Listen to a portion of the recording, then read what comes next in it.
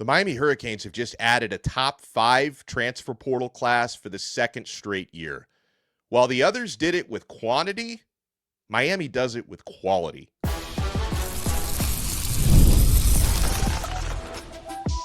You are Locked On Canes, your daily podcast on the Miami Hurricanes, part of the Locked On Podcast Network, your team every day. I am Alex Donno, University of Miami alumnus, co-host of Locked On ACC and host of Postgame on the Hurricanes Radio Network. And thank you so much to the everydayers for making Locked On Canes your first listen. We're available free wherever you get your podcasts. We're free on YouTube. We're part of the #1 Locked On Podcast Network, your team every day. On this episode, despite Miami's roster looking stacked, I get a lot of questions about tight end and offensive tackle for next year. So I want to break those spots down. I want to talk about the roles for next year for each of Miami's 12 incoming transfers and how they're going to shape the future of Miami Hurricanes football. But let's talk about that top 5 Miami Hurricanes transfer portal class and what makes it different from the others. So if you look at the top 5, LSU, who got Lane Kiffin, a lot of roster turnover. They went shopping. They have the #1 portal class. Lane's former spot, Ole Miss. A lot of players left Ole Miss. They have the #2 portal class. Texas comes in at #3, Miami 4th, and then Ohio State rounds out the top 5. But here's what makes these classes different, folks. I talk about quantity versus quality. Miami only brings in a dozen. So they're not only the only school in the top 5, but actually the only school in the top 10 transfer portal rankings that do it with less than 15 incoming transfers. You talked about LSU going shopping. They've got 40 new players through the portal. 40. Kind of reminds you about what North Carolina did last year, except, the quality of the quantity is a lot better at LSU. I think LSU should be good this year, but they brought in 40 new players, right? Ole Miss with Pete Golding texting Clemson players while they're in class. They've got 28 new players. Texas with 18 new transfer commits, and Ohio State with 16, and Miami does it as the only class in the top 10 with fewer than 15 additions. And I know something else we're going to talk about on this episode. It's not just who Miami brought in, but also who they retained, right? Because when you've got a team that has as much success as Miami just had, you're going to have other teams knocking doors down to try to get the Malachi Toneys of the world to go to your school, or Gerard Pringle. Miami was able to hold on to him. So, when you have a team that's coming off a great season like the Hurricanes, retention is probably even more important than who you bring in. And I thought Miami did a very good job on both fronts. You did lose a couple of players that I really like Raul Popo Aguirre is the top example, but Miami did a really good job in retention. But let's with these updated 24/7 sports rankings, let's talk about the players that come in to Miami. And, of course, the 2 players that pushed this class into that top 5 were the latest additions on Tuesday night of star quarterback Darian Mensah out of Duke, the guy everyone in the nation is talking about, coming off a near 4,000-yard season, 34 touchdowns to only 6 interceptions, and his top receiver from Duke, Cooper Barkate, who comes with him off an 1,100-yard season and 7 touchdowns. But believe it or not, according to the 24/7 sports rankings, Darian Mensah is actually not even the highest ranked addition that Miami made. That distinction goes to former Mizzou and Georgia edge rusher Damon Wilson, who comes in with a 96 overall grade as a 4-star addition. Wilson had 9 sacks, a ton of pressures this past year with the Mizzou Tigers, and he has not only a great opportunity, but a big job at the U this coming season, because he's going to try to fill some of that production that was left behind by Ruben Bain and Akeem Mesidor, who are off to the NFL. But Wilson was one of the better edge rushers in America last year, and now he gets the chance to play with other dogs on the defensive line, and he gets to be coached up by Jason Taylor and Damian Lewis. So Damon Wilson, according to the grades, is actually a bigger addition than Darian Mensah. We don't believe that, of course, because Mensah plays the most important position, but Damon Wilson grades out higher at a 96. And then you've got Mensah at a 94 grade. And then you've got his top receiver, Cooper Barkate, who comes into an already deep receiver room with a grade of 92. Vandrevious Jacobs, another wide receiver who had an awesome year at South Carolina last year, comes in with another 92 grade as a 4-star transfer. And at some point, either later today or in the next few days, we are going to talk to the portal overlord Brian Smith, who's really high on Vandrevious Jacobs. So I want to do a breakdown on him with Brian. 4-star defensive lineman Keona Davis comes in with a 92 grade. He's going to be a really important part of Miami's D-line rotation. He's got positional versatility to play in multiple spots as well. 4-star defensive back Omar Thornton comes in with a 92 grade at a 4-star. Thornton is, I think, going to compete for the starting nickel job and is going to play a prominent role at defensive back this year. 4-star receiver Cam Vaughn out of West Virginia with a 90 grade. 3-star defensive lineman Jarquez Carter with an 87 grade. I think if he develops properly at Miami, he's going to outplay that 87 grade, if we're being honest. Really talented player. 3-star offensive lineman Jamal Merriweather with an 86 grade. Miami needed to add depth to their O-line. They did.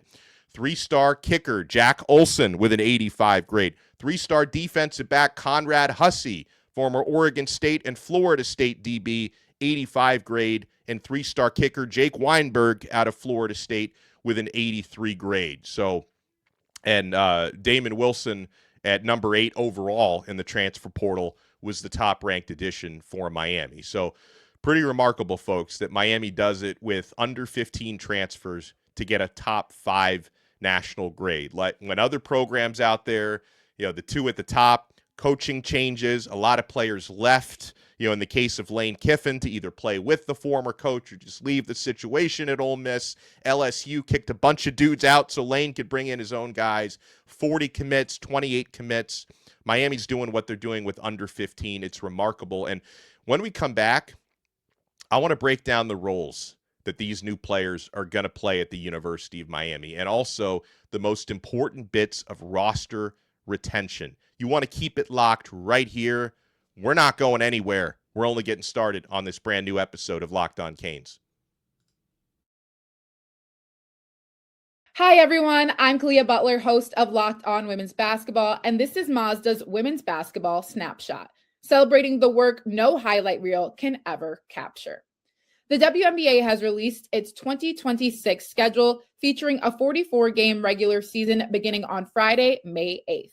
The league's historic 30th season includes expansion teams Portland Fire and the Toronto Tempo, with opening weekend highlights such as Caitlin Clark and the Indiana Fever hosting Paige Beckers and the Dallas Wings, and a rematch of the 2025 finals between the Aces and the Mercury. In college hoops, South Carolina handed Vanderbilt its first loss of the season with a dominant 103-74 win. These moments are earned off the clock, those long before the lights ever come on.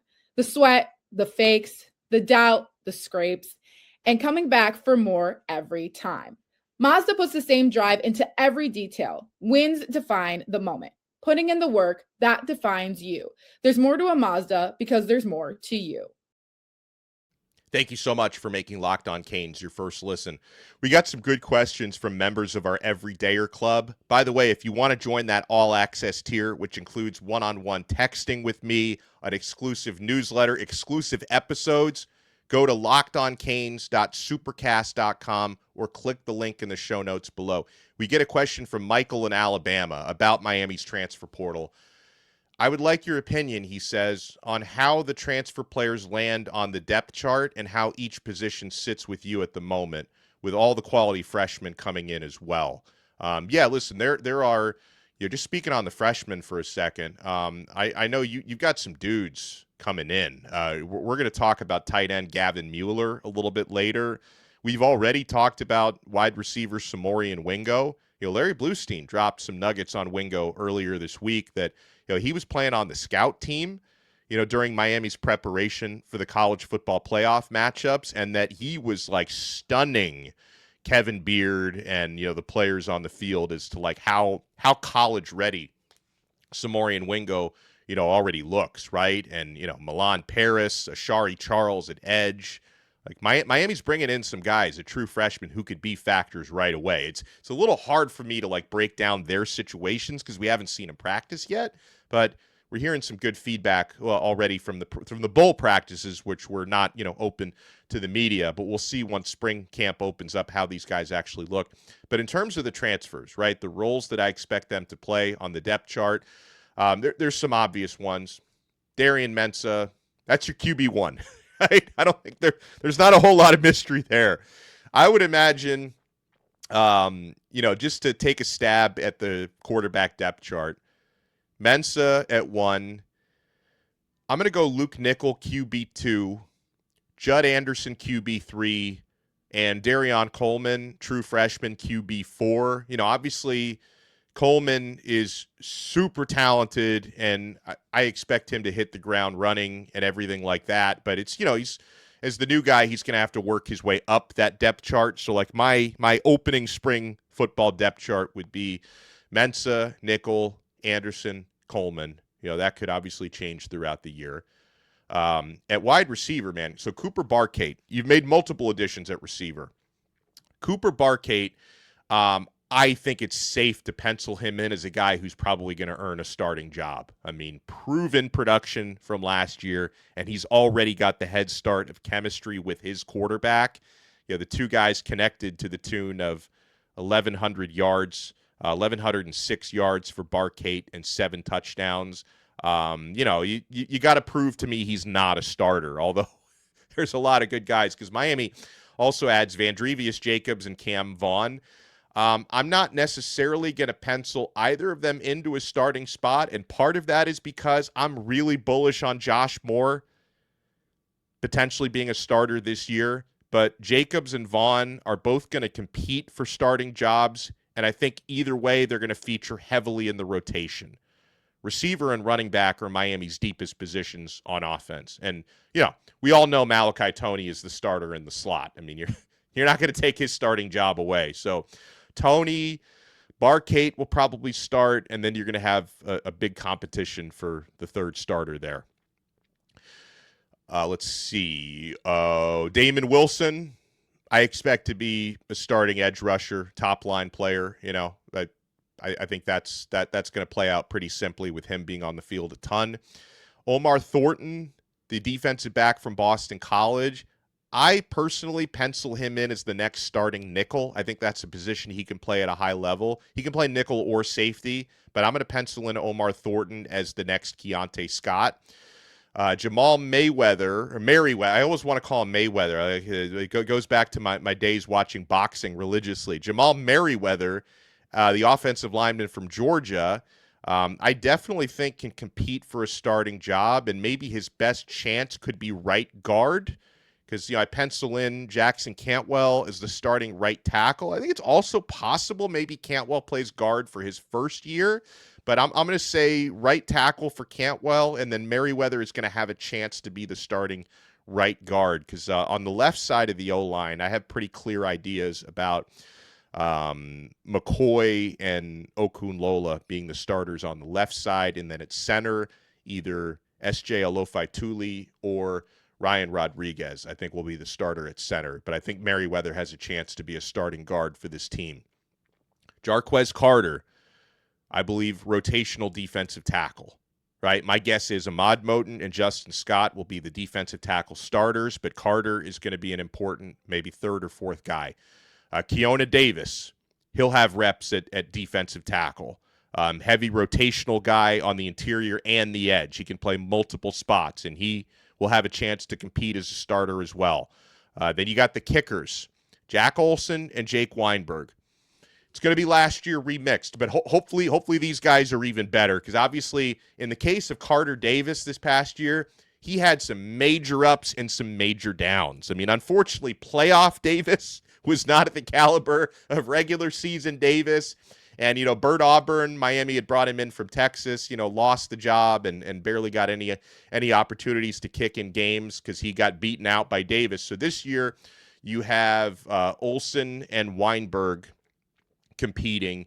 Olson has the slightly better percentages, career. I think Weinberg, maybe a little bit more potential and was the highly sought after guy coming out of high school. But, they'll compete. May the best man win. And if that ends up being some combination of one guy doing the field goals, the other guy doing the kickoffs, whatever it is, just hopefully a two-man kicking rotation, you could hedge your bets a little bit, and the cream will rise to the top there. So that's how I see that. And you look at Miami's biggest wins in roster retention, which to me is some years even more important than who you add, because when you're coming off a national runner-up season, who you keep, to me, is probably even more important than who you bring in.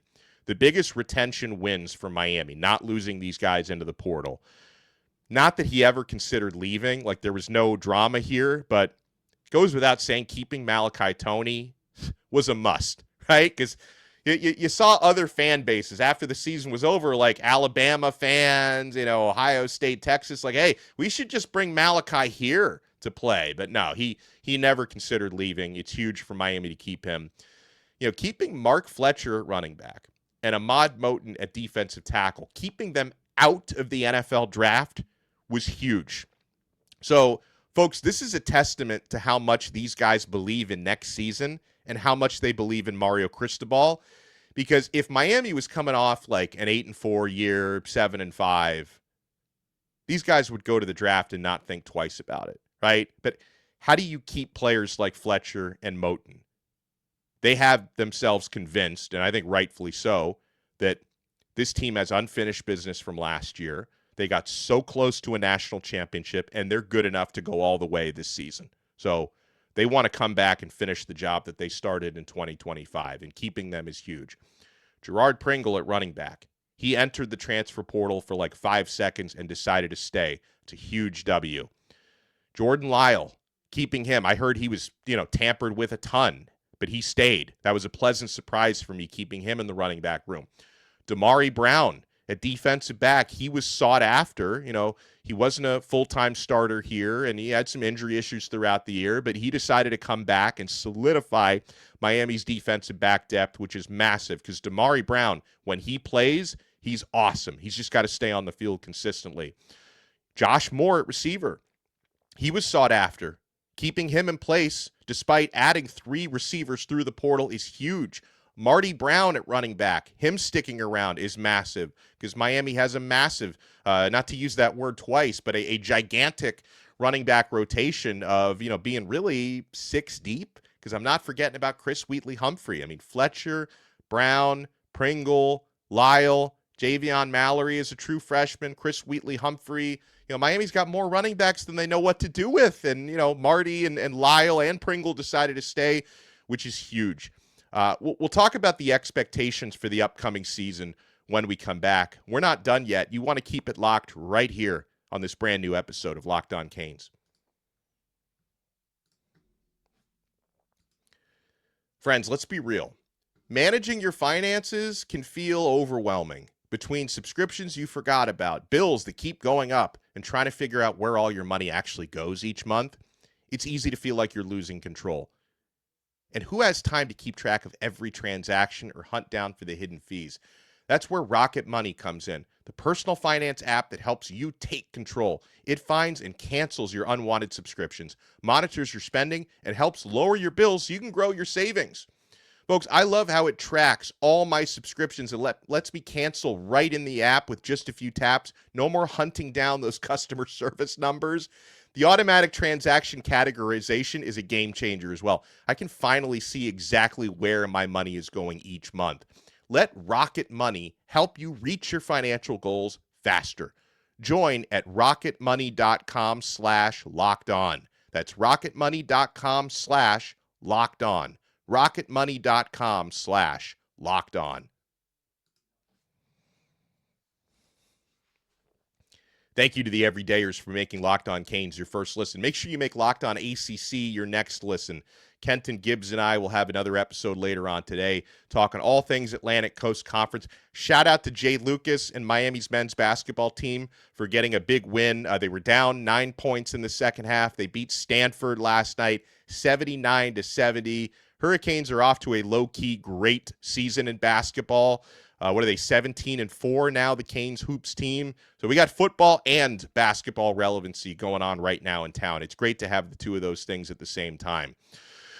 So, a lot of people have been inviting me on their shows the last several weeks because it's like we never got a break, right? It was playoff run and then Darian Mensah drama.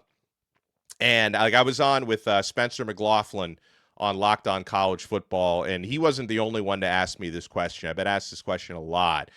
Like, now that you've got Mensah and Miami has really a great-looking roster for next year, what are the expectations? Like, what does Darian Mensah and company need to accomplish in the upcoming football season? And I know a lot of people won't like me saying this because they would prefer I set the bar low or medium range and just let the team go out there and exceed the expectations. But I think if you're being fair to the situation, and if I'm being honest here, the expectations for this upcoming season have to be a deep playoff run. I'm not even going to go as far as to say, like, you have to win the Natty this year because it's tough getting to that championship game 2 years in a row. But you've got to make another playoff run, and you have to win the ACC this year. That's non-negotiable. I mean, nobody else in the conference is even close to where Miami is roster-wise. Clemson is not the Clemson of 6-7 years ago. Florida State is a hot mess. Virginia Tech, I think, has a bright future with James Franklin, but in 2026, they're not going to be close to where Miami is. Like, Louisville should be pretty good. Pittsburgh should be pretty good. Like, those teams are always, like, in the mix, right? Virginia had a Cinderella year last year. I don't think they can repeat it. Miami killed Duke's program. Like, Duke football. Mario Cristobal stuffed Manny Diaz in multiple lockers this offseason. So, you wouldn't imagine Duke is a huge factor this year. North Carolina is a meme. So, I mean, there's no excuse but to win the ACC championship this year with Darian Mensah at the helm. You get an even more playoff favorable seed this year than you got last year, and you've got to make a run. And so I think the long and the short of it is the expectations heading into a season this year are higher than they've been in decades, because the realistic expectation last year was just try to get into the playoffs and then see what happens, right? The year before, same thing, like try to win the ACC, maybe you can sneak into the playoff. Like this year, like there's no sneaking in. Like you have to storm the gates of the college football playoff this year, and you have to get in by force like that. So the expectations this season are huge. And, Darian Mensah, who comes in with, a higher ceiling than what Carson Beck had this past year. You knew the floor was really, really high with Beck, but Mensah has a higher ceiling. You put the ceiling kind of similar to where you put it with Cam Ward in 2024. Not necessarily saying Mensah is going to be a first overall pick, but I mean, I think he's that talented that you have to put him in that conversation. And, Cam Ward 2 seasons ago, would have been in the playoffs with Miami if Miami had a defense. They didn't. They have a defense now. They've got a deeper wide receiver rotation, deeper running back room than they had for Ward.